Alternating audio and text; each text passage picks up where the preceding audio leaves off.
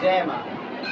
हम आज उज्जैन नगरी में आए हैं, तो हमने सोचा कि आपको इस नगरी के विषय में बताएं, ताकि कई लोग उज्जैन में दर्शन करने आते हैं, सिर्फ महाकाल का दर्शन करके चले जाते हैं, परंतु ये नगरी चमत्कार तथा देव देवियों से संपूर्ण परिपूर्ण है। यह पौराणिक नगरी है। पुराणों में, शास्त्रों में इसके विषय में बहुत तथ्य दिए गए हैं, जिसमें आप उन स्थानों में जाकर उन देवताओं के दर्शन करके भी अपने जीवन में ईश्वर का सानिध्य, ईश्वर का आशीर्वाद प्राप्त कर सकते हैं। तो सबसे पहले तो आप उज्जैन में सबसे पहले महाकाल बाबा का दर्शन करें। महाकाल बाबा का दर्शन के लिए भस्म आरती में जरूर जाए। भस्म आरती अगर जाते हैं तो मंदिर में भस्म आरती का भस्म अवश्य लें। किसी भी प्रकार का कोई संकट हो, अपने माथे पे भस्म लगाएं और भस्म थोड़ा सा खाली पेट खाना शुरू करें, रोग शोक कष्ट ताप समाप्त हो जाएंगे। ये भस्म आप मंदिर के किसी भी पुजारी से प्राप्त कर सकते हैं। ईश्वर का दर्शन करते हैं तो आपको नहीं पता होगा, महाकालेश्वर के मंदिर में 3 तल है। नीचे भगवान बाबा महाकाल है, उससे ऊपर ओंकारेश्वर भगवान है, उससे ऊपर चंद्रमौलेश्वर भगवान है, जो वर्ष में एक ही बार बोलते हैं नाग पंचमी के दिन, जिनको काल सर्प दोष होता है। चंद्रमौलेश्वर बाबा का दर्शन करते मात्र से ही उनके सारे पाप खत्म हो जाते हैं और काल सर्प दोष का शमन हो जाता है। उज्जैन में एक प्रमुख मंदिरों में से एक है काल भैरव मंदिर। ये बाबा महाकाल के सेनापति के रूप में माने जाते हैं। महाकाल के जो काल भैरव मंदिर है, यहाँ पर एक विशेष चमत्कारिक रूप भैरव बाबा का देखने को मिलेगा।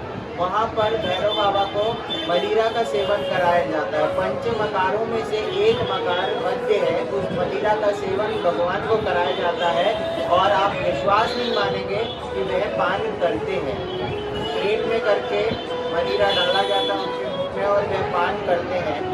यदि आपको भी इस चमत्कार को देखना है तो आपको उज्जैन नगरी अवश्य आना पड़ेगा। दूसरा, आप महाकालेश्वर मंदिर के ठीक साइड में देखेंगे बड़ा गणेश मंदिर है। ये बड़ा गणेश मंदिर बहुत ज़्यादा सिद्धिप्रद मंदिर है। यहाँ पर आप अपने मनोकामनाओं को पूर्ति के लिए आप गणेश बाबा का दर्शन कर सकते हैं। थोड़ा सा आगे आएंगे तो विक्रमादित्य का एक जो विक्रम टीला जिसे कहते हैं, वहाँ पर विक्रमादित्य के विषय में, उज्जैन नगरी के राजा विक्रमादित्य के विषय में आपको जानने को मिलेगा। और उज्जैन नगरी के राजा विक्रमादित्य जिस आसन में, सिंहासन में बैठते थे, उसमें 32 पुतले थे जो जीवंत थे और सिद्धिप्रद थे। उसके विषय में आपको उस प्रांगण में सारी जानकारियाँ प्राप्त होगी। थोड़ा सा आगे चलते हुए आएंगे तो देखेंगे वहाँ हरसिद्धि यानी कि शक्तिपीठ है। देवी के 51 शक्तिपीठों में से एक शक्तिपीठ है। इसी शक्तिपीठ के भैरव बाबा महाकाल है। यहाँ पर हरसिद्धि देवी का दर्शन करें। इस स्थान का तांत्रिक महत्व है। यहाँ पर 9 दुर्गा, 10 महाविद्या तथा श्री विद्या के विषय में आपको जानकारी मिलेगी। तंत्र के विषय में आपको यहाँ पर जानकारी मिलेगी। यहाँ का शक्ति अद्भुत है। यहाँ भगवती के रूप में ऐसा दैदीप्यमान ज्वल्यता है कि आपके मन में यहाँ के गहरी शांति प्राप्त होगा। थोड़ा सा आगे जाएंगे आप, रामघाट घाट है। रामघाट में शीतला माता का दर्शन कीजिए, शीतला माता के चरणों में समर्पण कीजिए, स्नान कीजिए। वहाँ पर आप काल सर्प योग का पूजन भी करा सकते हैं। इसी प्रकार उज्जैन में आप कहीं से ऑटो रिक्शा इत्यादि भाड़े करके आप सबसे पहले जाइए भर्तृहरि गुफा।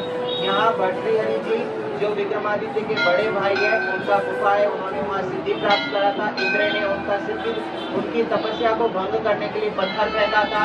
भगवान भर्तृहरि ने उन्होंने अपने हाथ से उस पत्थर को रोक दिया था। वो पत्थर आपको दिखेगा, आप वहाँ जाइए। नाथ संप्रदाय के विषय में आपको जानने को मिलेगा। तथा वहीं से आगे चलेंगे तो गढ़कालिका मंदिर है। गढ़कालिका वह मंदिर है जहाँ पर कालिदास, महाकवि कालिदास की मूढ़ता, जड़ता खत्म हुई और उनको कवित्व शक्ति प्राप्त हुआ था। तो गढ़कालिका मंदिर में भी तंत्र प्रयोग होते हैं। तंत्र आचार से पूजा होता है। देवी के 10 महाविद्या तथा बलि का विधान किया जाता है, परंतु ये सब साधनाएं बहुत गुप्त तरीके से किया जाता है। आप गढ़कालिका देवी का दर्शन करके थोड़ा सा आगे बढ़ेंगे तो मंगलनाथ मंदिर है। मंगलनाथ मंदिर वह स्थान है, आप सुने होंगे पुरोहित जब आपकी पूजा कराते हैं तो मंगल के लिए बोलते हैं अवंती देशोद्भव, माने अवंती उज्जैन नगरी का पुराना नाम है।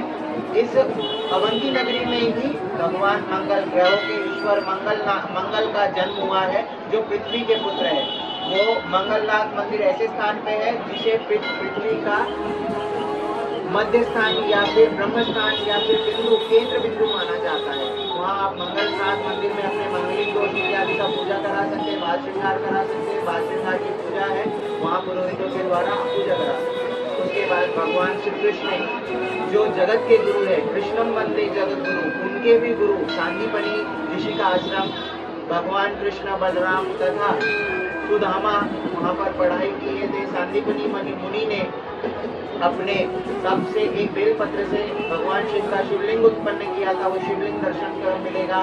भगवान श्री कृष्ण ने जो 14 विद्याएं प्राप्त करी थी, वो विद्याओं के बारे में पता चलेगा आपको। 64 जो कलाएं भगवान में थी, वो 64 कलाओं के विषय में रखा हुआ है। वहाँ एक कुंड है, उस कुंड का आप दर्शन करें, कुंड का जल पान करें, इस चीज पे लगाए। इसी प्रकार अब थोड़ा सा और आगे जाएंगे, सिद्धवट। सिद्धवट वह स्थान है जहाँ पर काल सर्प योग के लिए पूजा की जाती है। कहते हैं महाकालेश्वर और नासिक में आप अब यदि काल सर्प योग की पूजा करते हैं तो काल सर्प दोष का निवारण होता है। तो आप काल सर्प दोष के लिए सिद्धवट में पूजा कराएं, पितरों का तर्पण कराएं। वह सिद्धवट है, वो वट भगवती पार्वती जी ने वो वट का वृक्ष लगाया था, वहाँ पर आप पूजन इत्यादि करें।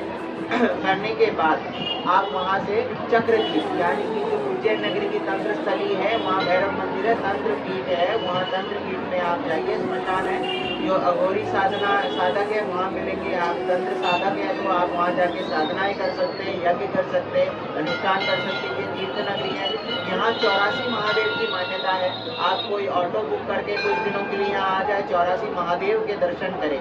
इस प्रकार आप पूरे उज्जैन नगरी शिव की नगरी है।